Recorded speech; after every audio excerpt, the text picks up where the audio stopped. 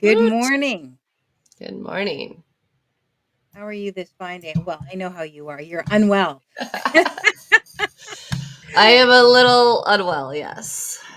All right. So, good morning, everyone, and welcome to the Dark Roast. Today, Rose and I are going to tackle the big debate about niches.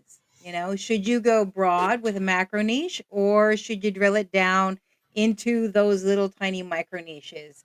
And that really honestly depends on you, what your plan is. And so we're going to help you weigh some pros and cons, give you some real life examples, and then, some tips on how to find that sweet spot for yourself.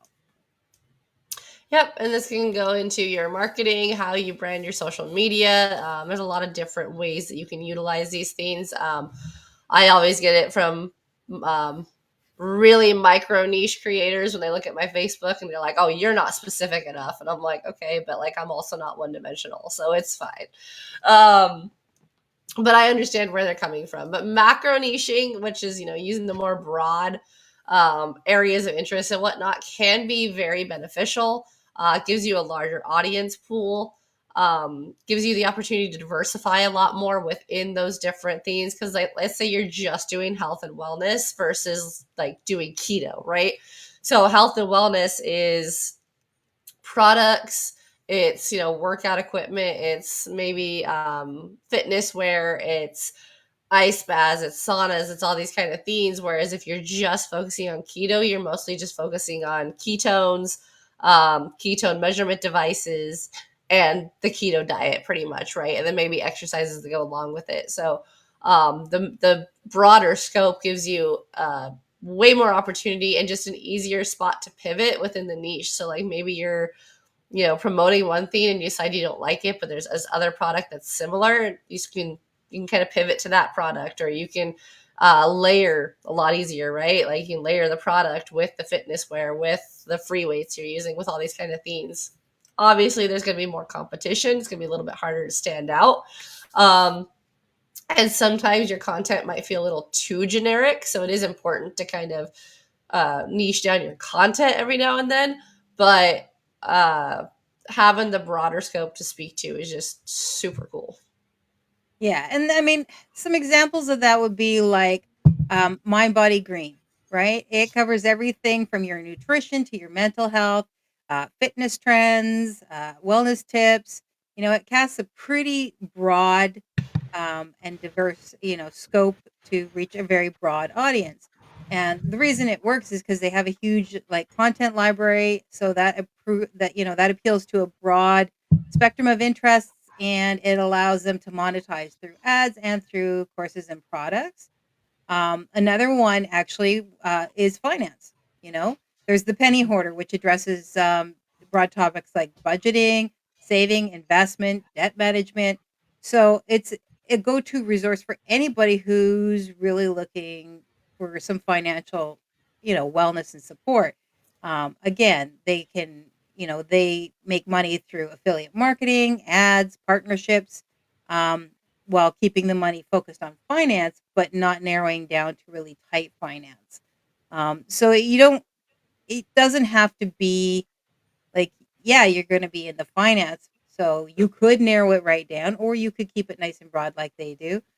In travel, there's the Lonely Planet. Again, all sorts of different things associated with travel, um, making it fairly large scale for anybody who's basically going to be going anywhere. Yeah. Right? But they could also niche it down if they wanted to, right? Yeah.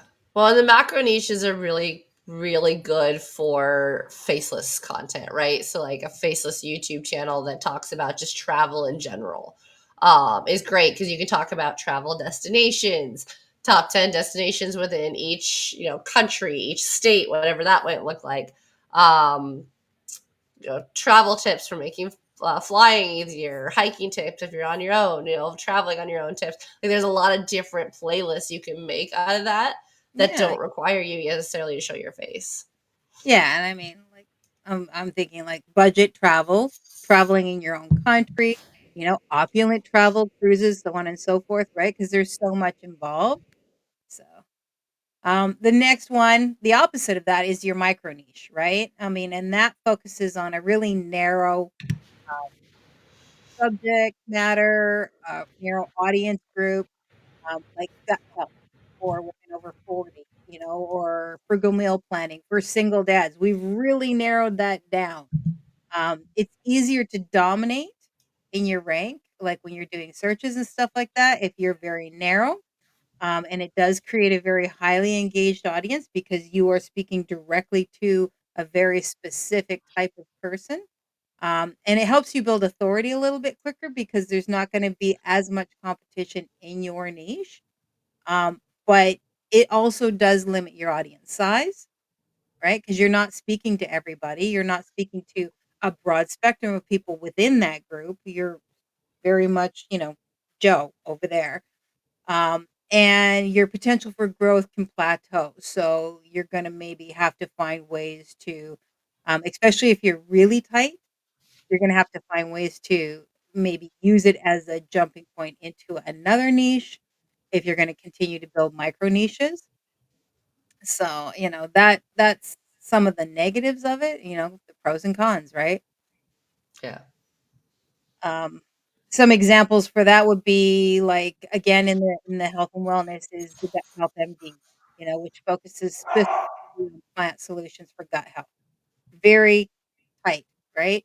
Um, and the reason it works for them is because they build trust and loyalty for solving a specific health issue, right? Versus trying to cover everything. Um, there's a couple more on there. What do we got? Vegan meal prep for busy professionals because, you know, it's not just vegan meal prep, it's for busy professionals again. So, pick up on the information that they have. It focuses on recipes and meal prep content that is specific for people who are on the go. They're busy, they're professional, they don't have time for that nonsense, but they do want to maintain a vegan lifestyle, right? Yep. So there's lots of different ones. There's a lady that I follow on Instagram. Can't remember what her title is right now, and she does basically DIY makeovers for rental. So a lot of peel and stick wallpapers and floor tiles and stuff like that. And she does that. And she started off with that and selling her like just having Amazon links to the ones that she really liked. And she's gone on now where she actually has her own brand and her own wallpaper, and she shows, like, peeling it off, problems with ones that are cheaper and all that sort of stuff, and so she's been very tight, and, she's built it out on that way, very specifically for people who are trying to remodel on a budget or in a space that they wanna make their own even though they're renting it, but having Hmm. friendly so that when they leave, they can just take it all down and scoot. Nice. A girl with the dogs is one I follow. Go figure. She's a groomer. She specializes in like harder to groom animals. So like animals with behavior issues or breeds that most people would turn down, stuff like that. And she shows like what she's doing, why she would stop a groom, why she wouldn't, all these kind of things. And same thing, she started with just like links to Amazon, and then now she's got her whole own store with her own product line because she does different shampoos, colognes, all that kind of stuff. And it's really, really interesting to watch her because she used to make money off the breeding or off the grooming. I'm sorry. But now she doesn't pay for the groom or she doesn't charge for the grooms, but it's kind of in her contract of like, if you bring your dog to me, like it's going to be on YouTube and I'm going to talk about, the breed and what's going on. And so there's an understanding there, but like her videos are always super fascinating. Just cats too. There you go. So I mean, those are all real life examples of micro niching. And again, it's great because it really helps you find your target audience, but some of the struggles are you are also limiting your audience. So, you have to sort of figure out that. So, the reason that each approach works is because like macro niches, the broad appeal makes them suitable for larger scale ad revenue, partnerships, and diverse content opportunities. It allows you to have multiple streams of income coming in. It also reaches, a wider audience with more varying interests. You're still within this niche, but there's different people, different subsets within that. Whereas the micro niche, there you have a much more engagement in your community, because you're dealing with very specific pain points and solutions for those people. So it helps you build that trust and authority a little bit faster, because you're going to become the go-to person specifically for this thing, and because you're speaking to them about something that they're struggling with. um, you're going to build that trust and like that connection a little bit faster and a little bit easier. um Love it. yeah, so So how do you decide, right? So think about what you're either passionate about or are an expert about. So what do you enjoy talking about endlessly? Or is something that people already ask you about, right? So like that's one of the reasons that I macro versus micro, because I love talking about dogs. I love talking about dog training. I love talking about ice baths. And I love talking about cycling. It's just those are my themes. And then of course helping people make money online, right? So for me, those things cross over a lot because my ice bath is in my backyard where my dogs are as well. So like my dogs usually show up in my ice content anyway. Um, or my workout space for my challenges is also my dog training space. So if there's crossover, that's when it's okay, I think, to have the macro and like talk about multiple themes. Now each I do micro down across other social medias, but Facebook and YouTube specifically, I really, well, YouTube I kind of do, but Facebook specifically, I really don't. Like my Facebook is a mesh of everything. Um, but then also research your audience, right? Like I do a very specific type of dog training that not everyone understands and not everyone is going to be willing to put in the work for. So know who you're talking to. I'm not talking to pet owners usually when I'm talking about dog training. I'm talking to sport people, or people with high drive working dogs. So understanding the trends within those and what the audience is actually looking for is super, super important. And then, of yeah. course, look at where you can monetize and especially look at where you can put in affiliate links. Yeah, and that goes for either macro and micro, right? Like you're going to be looking for opportunities to monetize different areas, whether if you're doing macro and you're going wider, you might lean more towards ad revenue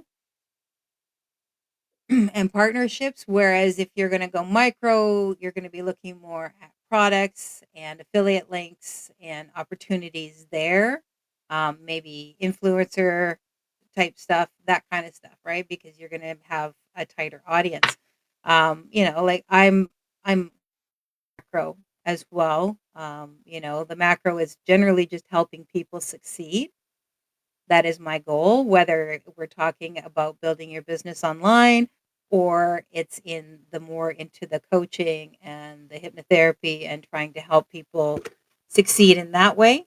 Like to build, to find their space in life and gain their confidence and that kind of stuff. But either way, they tie to each other quite how well, because you need to have confidence and you need to have clarity in order to build your business. And, building your business, you could lots of times you need some coaching support and help in that area. So either way, right?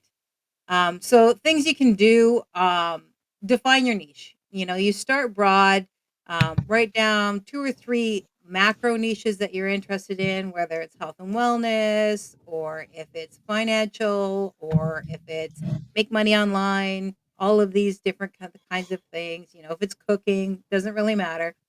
And then you can break it down, right? You get more specific and break down some sub niches within that. So if your macro niche is fitness, then maybe your micro niche would be postpartum fitness or strength training for seniors or low impact workouts for desk workers, or working out with your pets, whatever, right? Right. And then you can test those micro niche ideas. You create a piece of content, maybe two or three micro niches, to gauge where you're hitting people. seeing what's pulling people. And then you can measure your engagement. We always talk about, pay attention to your metrics. Yeah. And So Instagram's actually making that super easy right now because they have a test function. So when you post a reel, you can post it as a test reel. So it doesn't show it to anyone who's already following you. It shows it to new followers or new potential followers. And then you get the data from there of like, is it hitting or is it not? And then if it is hitting, you have the option to then post it to your followers. But it gives you an idea kind of like of what content is going to bring in new followers, which is kind of cool. and that's on Instagram. Yeah. That's awesome. It's nice that they're really starting to really try and see what helping the creators out there, because I mean you got to recognize that it is a business tool, and a lot of people are using it as business. Yes, there's a lot of Yeah. people who are casual users, but it is a business tool. Um, so that's important, right? Yeah. And then you create your niche store, your niche statement, which is really simple. Is I help this group or this subset of group achieve a specific result, through this approach or through this product or whatever. However you want to do it is, I help so and so do this with this. It's pretty straightforward, you know. Yeah.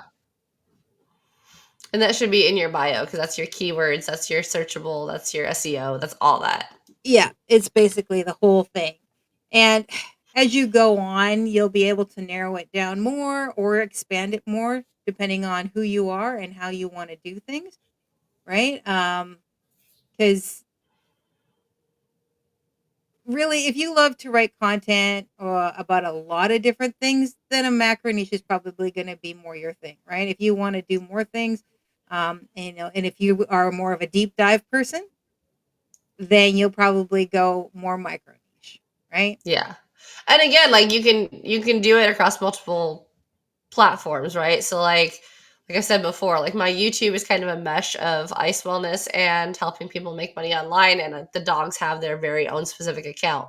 On Instagram, all of my niches have been microed down, but I have one account that's kind of a catch-all still.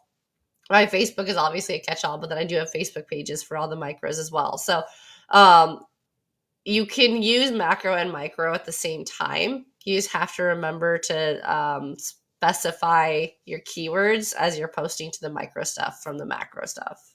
Yeah, absolutely. And that's as you grow and as you build, you will find your lanes. You'll find your paths and what's working best for you and what's not. Um, and you can always expand from your micro, or you can narrow down from your macro, right? So maybe you Mhm. decided to go macro at the beginning, but you realize that you really only care about cruises. You've done the travel macro, but now you really only care about cruises. So you can narrow down, Mhm. or you started with cruises and you're like, but I really want to talk about this and this and this in travel. Then you can expand out. So don't feel like you're stuck in either way.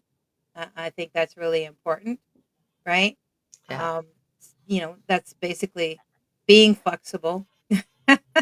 Yeah. So, I mean, I think the biggest thing is to balance your interests, what your audience demands are, and the monetization, potential for any of it. Because you may love something that's really obscure, but if it's too obscure, it just might not be financially viable. You can still do it, but it's going to be your hobby. It's not going to be your business. So I think that's pretty much almost it, isn't it? Yeah, pretty much. I Yeah. mean, it's think about the posts where people like post something on Facebook where it's like, what can you talk about for 30 minutes uninterrupted, like on the spot, right? Like whatever your answer to that is, it's probably something that you should consider building a business around. Now, be aware a lot of people when they start building a business around their passion, it can take the passion out sometimes. Yeah. Um, so be aware of that, right? Like we've done videos on burnout specifically for that because even if it's something you're very passionate about, you can burn out. Or in my case, right? Like I've been posting my workout videos. I am sick right now. I have not been doing ice baths. I have not been really doing the workouts because I need to rest, as I keep getting yelled at by everybody. So, you have to What? kind of plan for those kind of things. Absolutely. Because and I feel like people do that too, where they take a hobby and, it's something that they really enjoy, and then they turn it into a job. Yeah. So, if you got something that you are super passionate about, maybe you need to build your niche around the outside of it so that you can keep your hobby as something that you actually enjoy. Yeah. You can use it for content, but don't don't monetize specifically that hobby, but monetize around it. Because yeah, that'll mess you up, and then all of a sudden, something that you once loved, you hate. So I have a niche clarity checklist that's fillable, and I will drop the link to that in the comments. You don't have to sign up for anything. You can just go and download it. It'll help you, just sort of do the little checklist and help you in your process. If you want something more in depth, I do have a full ebook. Just drop a comment and I can get that to you. For it goes much more in depth about picking your niche. So, Love it. all right. So next week we have decided on, ooh, Keeping uh, it simple. yes, keeping it simple and making it profitable. So, minimalist marketing, because not everybody wants to spend their life online. And I know. I mean, there are some facts that come with it, like it'll take you longer. Oh, yeah. But if you're patient and you really want to be able to do it, but don't want to be on all the time, then that's what we're going to be focusing on. So, Yep. And don't forget, we do have Dark Roast Donna Stroll artwork, cups and sweaters and t-shirts and all kinds of things available in the Spread Shop store. so cute. I love this one. I almost got the sweater version of this. It's cute. I like that one too. It's actually one of my favorite ones. So, It, as always, if you found this helpful, drop a comment. If you think somebody else could find it helpful, share it. And as always, hit the subscribe button, because when you do that, it helps us grow our channel. yes. Your feedback is super helpful. All right. So we love to hear what you think. And if you have any questions, or if there's anything that we haven't covered that you would like us to cover, again, drop it in the comments and we will get to it. All right. I think that's it for this week. All I right. think Happy so Friday, too. everyone.